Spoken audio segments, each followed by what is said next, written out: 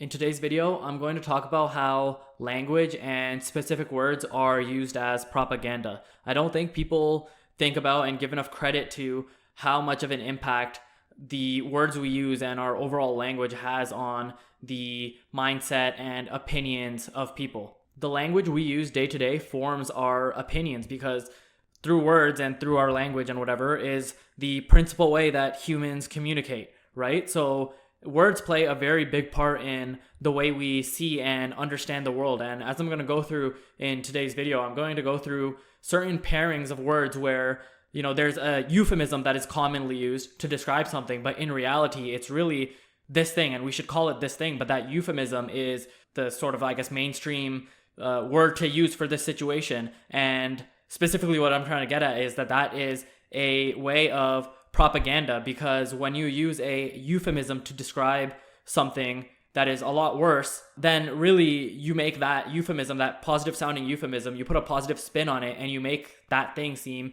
acceptable and okay. And you turn that thing into the status quo, even though it could be something disgusting and evil. And it's going to make a lot more sense when I get into it. So I'll just start getting into examples. The first example I listed here is going to make it real clear, and that is the euphemism we often hear of abortion. But in reality, what we should call it is murder or child sacrifice. People throw around the word abortion and it just makes the whole procedure sound like it's not that big of a deal. But at the end of the day, what is actually happening in this, supposed euphemism of abortion? You're quite literally ending a pregnancy. You're quite literally killing the child, and in many cases, pulling them out limb by limb after killing them. It's brutal. But when you put positive spin sounding euphemism on it of abortion, it doesn't sound as abhorrent as it really is. In reality, we should be calling it murder or child sacrifice. If you're a pro-life person, next time you're talking to someone, don't use their terms. Don't fight on their ground. Call it what it is. Call it murder. Refuse to call it abortion.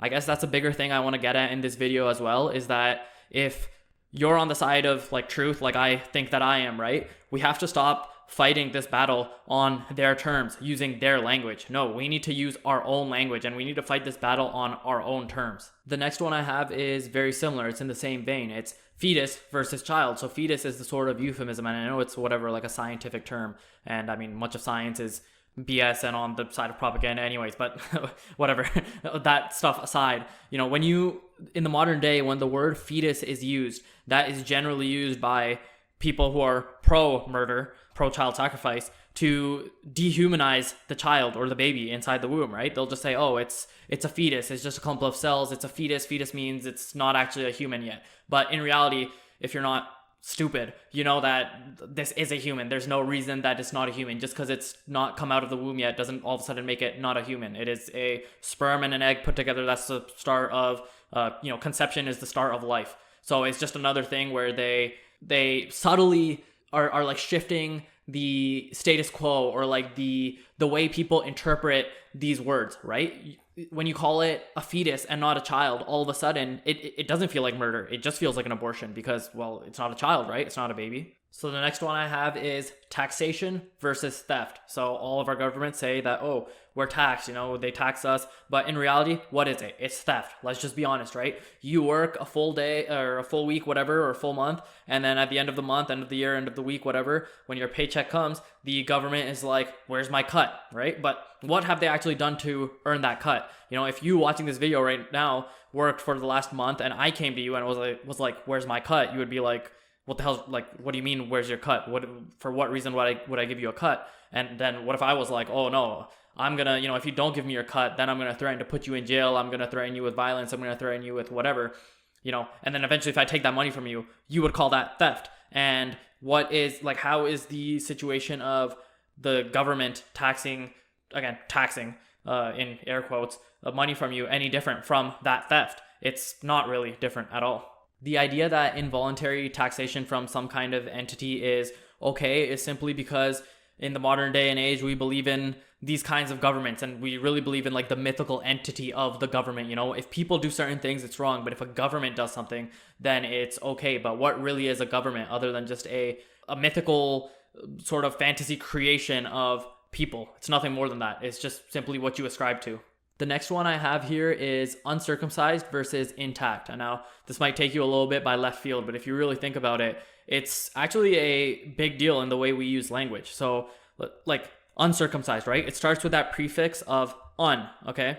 And then we have the word circumcision or circumcised after it, right? So when you use un before a word like that, what does it really like denote, or what's the connotation it gives to someone? It gives the connotation that that thing that follows is normal. When you say uncircumcised, it's as if being circumcised is the normal thing to do. That is the status quo. That's the regular. That's what everyone apparently should be. But we know that's not the case, because men are born naturally with their foreskin attached, and that's what I'm calling intact. They're born like a regular man. I mean, honestly, in a way, we shouldn't even call it intact. We should just call it regular ass man, right? But again, it's just a weird way that when you refer to, again, natural, regular human beings or human males as uncircumcised, it's almost like you're saying something's wrong with them, when in fact the only weird thing is the fact that circumcision exists, not that anybody is quote unquote uncircumcised. So this is a big example of a very subtle way that they get you, right? It's not something anybody's actively thinking about, but then when you do think about it, you're like, oh shit, right? Why is circumcision almost talked about as the status quo, and being a regular ass man is described as uncircumcised? That's just weird. We should call it, again, intact, or just a normal human male. The next one is similar, and it is unmedicated birth instead of just birth. Now, births have only been medicated for the last couple of maybe 100 years at most, right? For all of humanity before that, from whatever understanding we have of birth, and also just what we know about humans and health and whatever and other animals, birth is just a regular thing. There's not supposed to be anything medicated about it. So when someone has a quote unquote unmedicated birth, again, we should just be calling it a regular ass birth, not unmedicated birth. Again, using that un prefix makes it seem like a medicated birth is what's normal. That's the status quo. That's what should happen. But again, that's a way that it's really a way, because if you say unmedicated birth, what's the connotation that the average person gets? That they get the connotation that this is like whoever's doing this quote unquote unmedicated birth is probably some like crazy conspiracy theorist, whatever, right? So it's another way the words are used as propaganda. Another one in a similar vein here is raw milk versus milk. So in the modern day and age, the milk that comes out of a cow and has nothing done to it is for some reason called raw milk, when in reality, for the vast majority of human history and whatever, it should just be considered, and through logic, it should just be considered milk. Like, that is milk.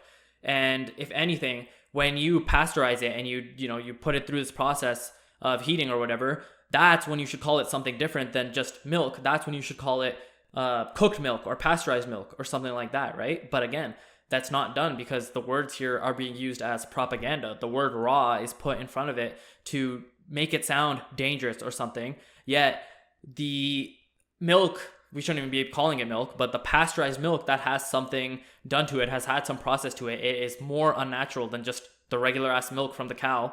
That for some reason, in the modern day and age, we call that milk, when again, we should be calling that pasteurized milk or cooked milk, and we should be calling what we call today raw milk just milk. I have many others, but I just kind of want to breeze through them a lot faster and not explain as much, because I think by this point you understand what I'm trying to say. So first of the ones I'm kind of going to breeze through is child-free versus childless. So oftentimes the euphemism is used child-free.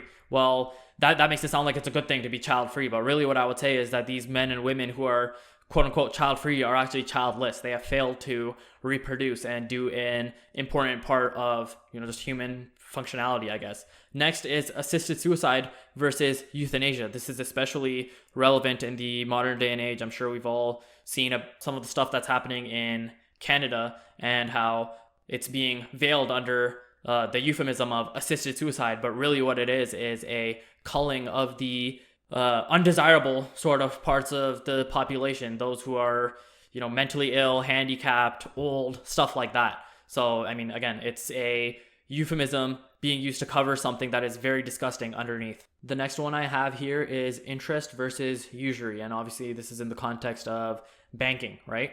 So interest is a very cushy term. In the modern day, it's just become again, the sort of status quo, like, oh, you're just charged interest on this thing. But if you've researched central banking and you understand why the economy only ever gets worse and stuff, you'll understand that it is because of central banking and interest, which I would say we should rather call usury, that our life is like this, and why the affordability for the average man keeps going lower and lower. So don't keep calling it interest. Call it what it really is. Usury gives the connotation of a much more, like, it has a much more negative connotation, and that's usually the word that's used in like a lot of scripture, which actually forbid usury, right? So we should use that more harsh word to describe interest. It's not interest, it's usury. It's banks charging usury. The next ones are a little bit of a pairing. It's conspiracy theory or conspiracy theorist versus evidence-based claim or just simply independent thinkers. Now, this is a big one because the whole term of conspiracy theory and conspiracy theorist was a whole thing actually propagated by the CIA, and I made a video about that too, and it goes into a lot more detail about how it was the CIA who popularized the term conspiracy theory and theorist and whatever. But this is one of the biggest ones that is used to as a form of propaganda because it is used to shut down people's brains, shut down their ability to think. When you label someone a conspiracy theorist or label something a conspiracy theory, it's no longer about whether that thing is true or false. It's just simply that, oh, you have this tag on you now of conspiracy theorist, and we have all of this baggage that we've attached to that term. So now we can't believe you. We don't even care what your evidence is. When in reality, again, instead of using these terms, if somebody calls you a conspiracy theorist, say, no, I'm just an independent thinker. When somebody calls something you're talking about a conspiracy theory, be like, no, this is an evidence-based claim, and here, I'll show you the evidence, right?